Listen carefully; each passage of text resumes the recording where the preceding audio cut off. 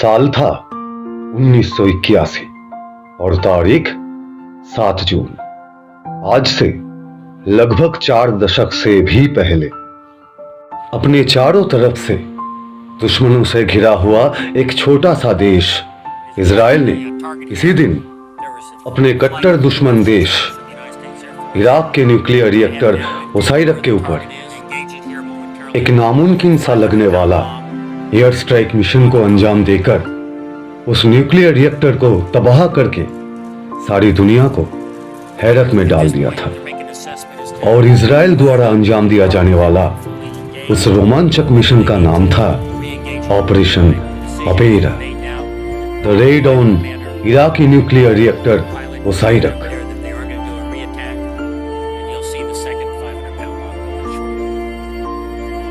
नमस्कार दोस्तों, जय भारत। स्वागत है आप सभी का दी बॉन्ग हिंदुस्तानी चैनल के आज के एपिसोड में। दोस्तों, आज के इस एपिसोड में आप सब लोग उसी मिशन के बारे में जानेंगे जिस मिशन के तहत इजराइल नाम के उस छोटे से देश ने अपने कट्टर दुश्मन इराक में घुसकर इराक के न्यूक्लियर रिएक्टर ओसाइरक के ऊपर एक बड़ा ही घातक और विध्वंसक हवाई हमले को अंजाम देकर उसे तबाह करके इराक के न्यूक्लियर पावर बनने के सपने को मिट्टी में मिला दिया था। तो चलिए दोस्तों, बढ़ते हैं हमारी आज की कहानी की ओर। 8 F-16 और 6 F-15 कुल मिलाकर 14 लड़ाकू विमान, 1600 किलोमीटर का फासला, 3 दुश्मन देशों का आसमान, 32 टन बारूद, 2 सालों से किया गया प्लानिंग और प्रैक्टिस, इन्हीं सब कड़ियों से जुड़कर बना था मिशन operation Opera, the raid on Iraqi nuclear reactor ओसाइरक।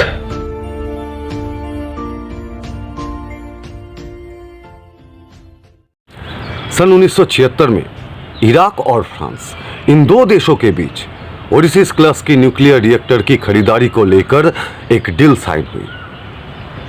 उस वक्त इराक के सत्ते पर थे सनकी कहे जाने वाले तानाशाह सद्दाम हुसैन। इराक के सत्ते में आने के बाद से ही सद्दाम हुसैन किसी भी तरह से कैसे भी करके न्यूक्लियर पावर को हासिल करना चाहते थे और इसके पीछे उनका सिर्फ एक ही मकसद था, दुनिया से यहूदियों का खात्मा, यानी कि दुनिया के नक्शे पर से इजराइल का नामो निशान मिटा देना। इसीलिए ये खबर जब मीडिया के माध्यम से इजराइल तक पहुंची तब इजराइल की कैबिनेट में एक हड़कंप सी मच गई, और वो इसलिए कि इससे पहले कई बार सद्दाम हुसैन ने अपने द्वारा दिए गए बयानों में ये कहा था कि इराक के न्यूक्लियर बम अगर होगा तो होगा सिर्फ और सिर्फ यहूदियों के विनाश के लिए।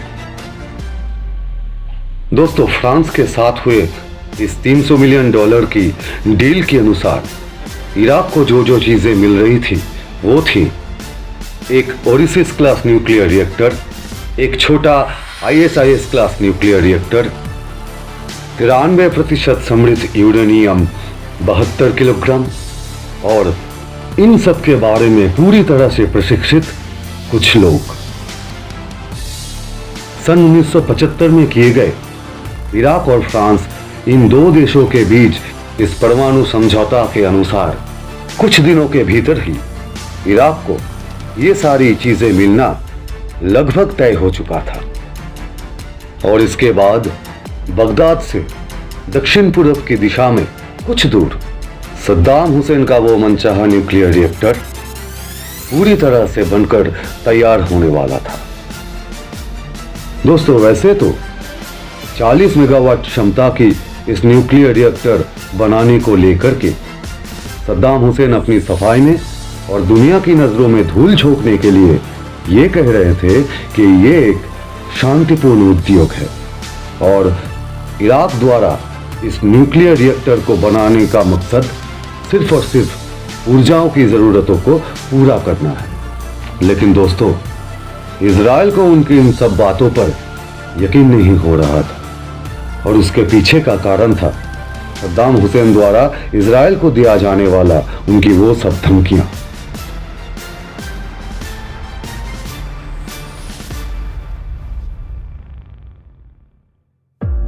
अब इजराइल राजनीतिक और कूटनीतिक स्तर पर एड़ी चोटी की जोर लगाकर भरसक प्रयास करने लगा कैसे भी करके इस न्यूक्लियर रिएक्टर को बनकर तैयार होने से रोकने की।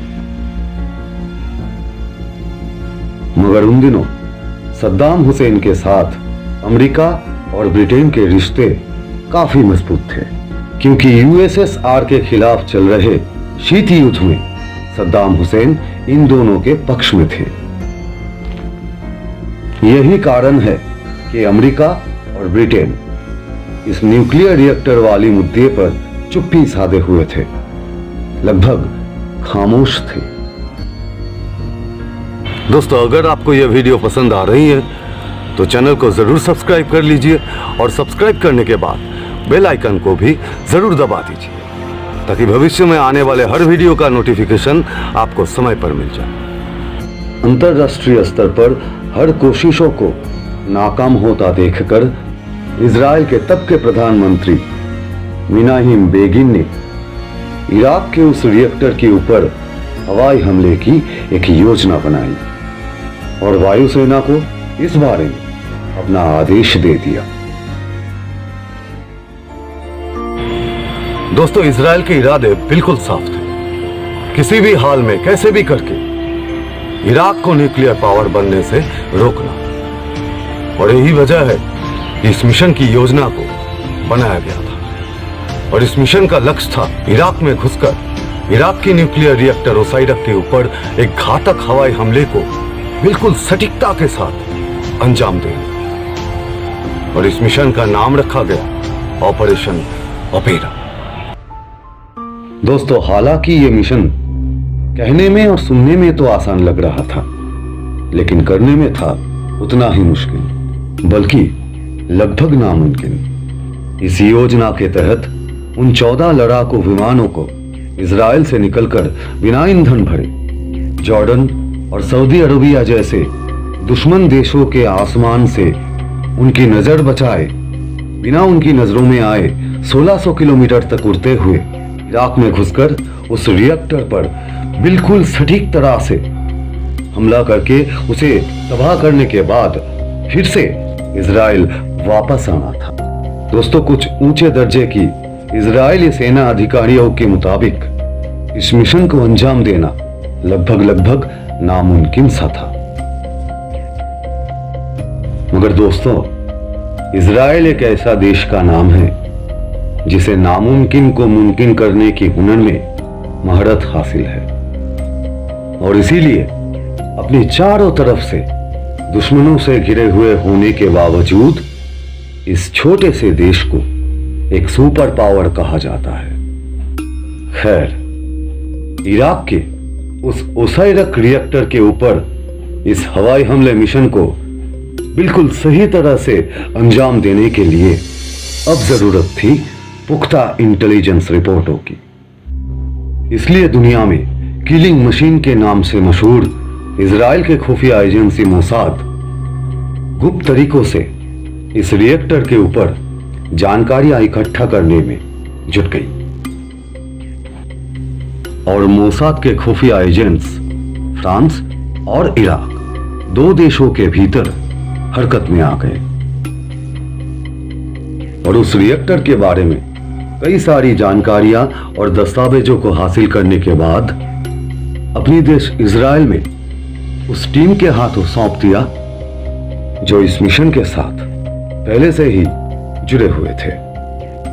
इसके बाद इजराइल की कैबिनेट में 10 और 6 के वोटिंग से पास हुई इस मिशन का फाइनल प्लान तैयार किया गया।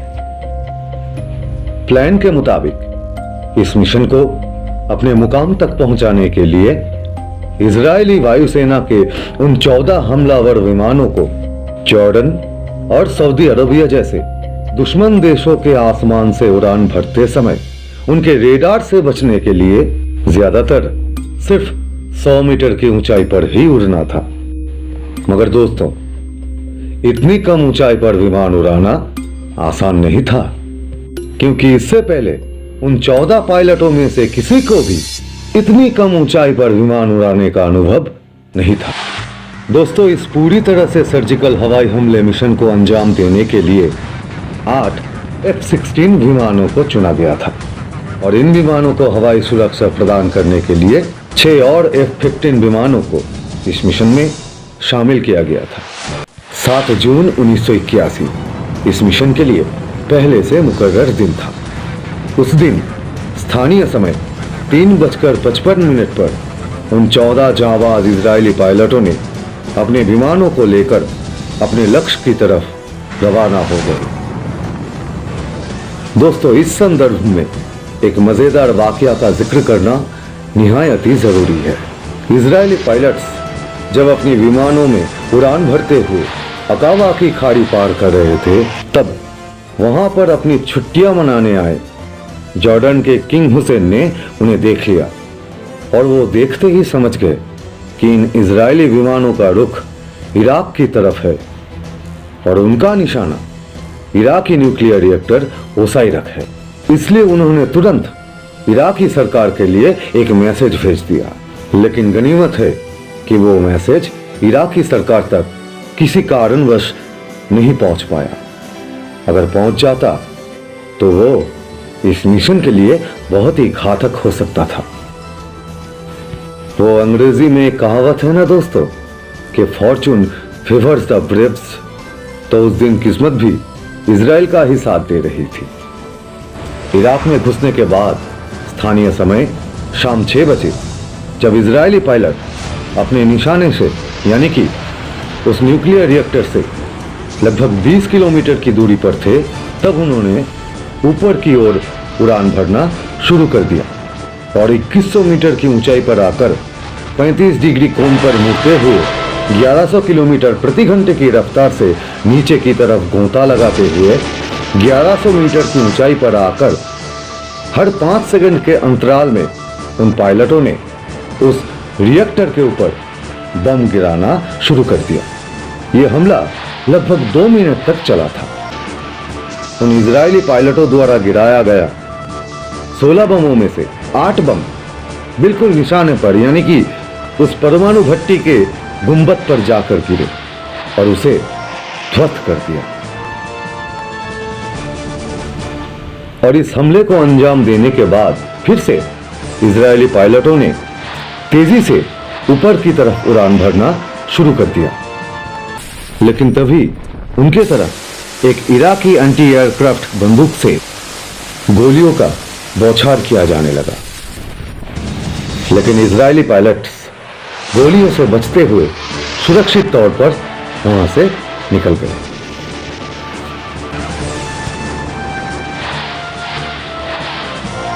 दोस्तों, इस बेहद घातक और सर्जिकल हवाई हमले की वजह से कुल 11 लोगों की जानें गई थीं और वो सब इराकी ही थे। इसके साथ साथ दुनिया से इराकी न्यूक्लियर रिएक्टर ओसाइरक का वजूद पूरी तरह से मिट चुका था। सद्दाम हुसैन का न्यूक्लियर पावर बनने का सपना राख हो गया था।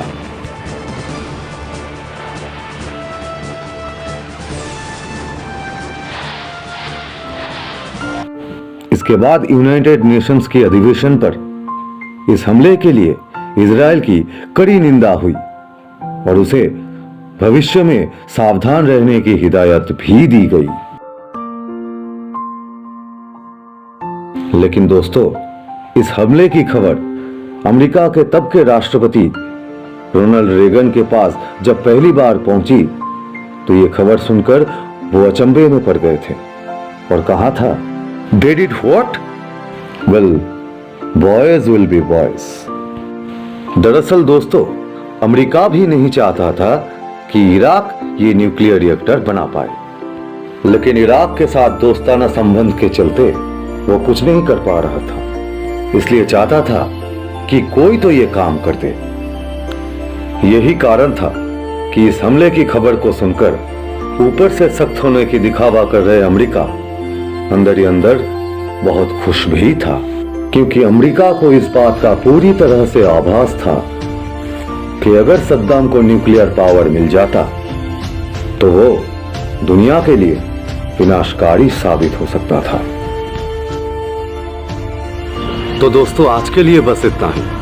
बहुत जल्द आप सब लोगों से फिर से मुलाकात होगी ऐसी ही कोई हैरत अंगेज कहानी के साथ। तब तक के लिए वंदे मातरम, जय हिंद।